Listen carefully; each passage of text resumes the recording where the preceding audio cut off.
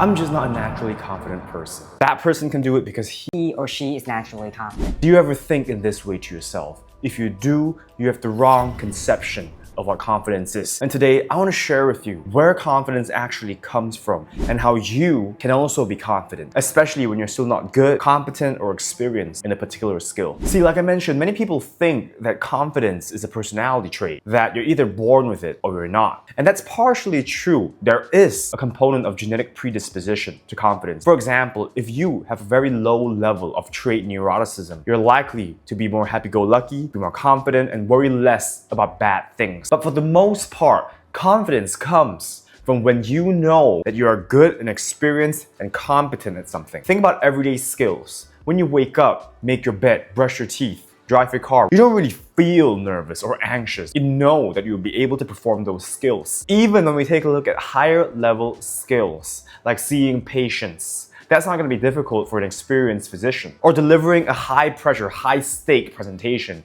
that's not going to be difficult for a corporate trainer. So if you feel that you're not confident, the answer is pretty simple for the most part. You're not good enough in those skills, or you have not built evidence and proof for yourself that you are comfortable and experienced and good at these skills. And you may say, hey Kian, it's commonsensical that you'll be confident when you're engaging in a skill that you're experienced in. But what if you're new to a role, new to a skill, new to meeting people? How do you be confident when you're expected to perform new, novel, and foreign skills? And for that, I want to introduce to you a psychological term called the growth mindset. So the growth mindset is often misconstrued. People think that a growth mindset just means growing, or that you can be everything you want because everybody can grow. A growth mindset is when you believe that your abilities can be developed over time. It doesn't mean that you'll be the best, but it means that you can be better than yesterday. You can be better than the previous time through consistent practice and effort. And some premises of a growth mindset is that you have to embrace challenges, learn from your own mistakes, be inspired by the competence of others. And so,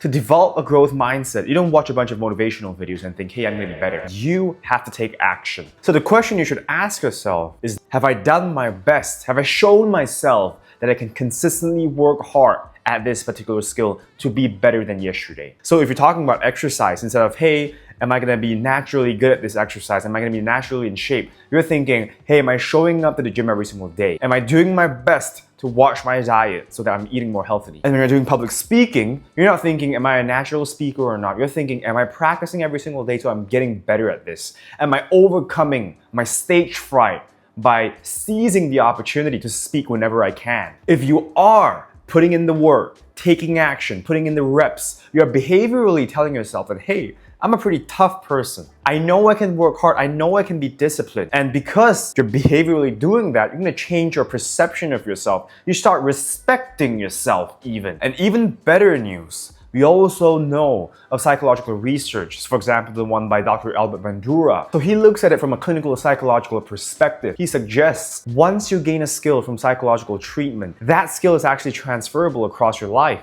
So if you learn to overcome your anxiety of cockroaches, you're also going to be braver in the face of other insects. And the reason for that is that when you overcome your fear of cockroaches, you're not just overcoming your fear of cockroaches, you're also reconstructing your perception of yourself and thinking, hey, if I can overcome this, I can also overcome X, Y, and Z. So if you learn to take action across one particular skill, you're also going to see yourself being more disciplined and more confident across other domains as well. And so when you keep showing up every single day and performing the things that are hard, are difficult, that you do not like, over time, you're gonna build respect for yourself, and that's when you're gonna be more confident. That's when you're gonna say, hey, I know I can do this because I've overcome so many other hard things when you encounter something that's new, foreign, difficult. So at first, confidence comes from action. You show up, you practice, you do your best, you fail, you learn, you climb back up. Over time, if you're persistent and disciplined, you're gonna also build the skills. So not only do you respect yourself for showing up, you now also respect yourself for having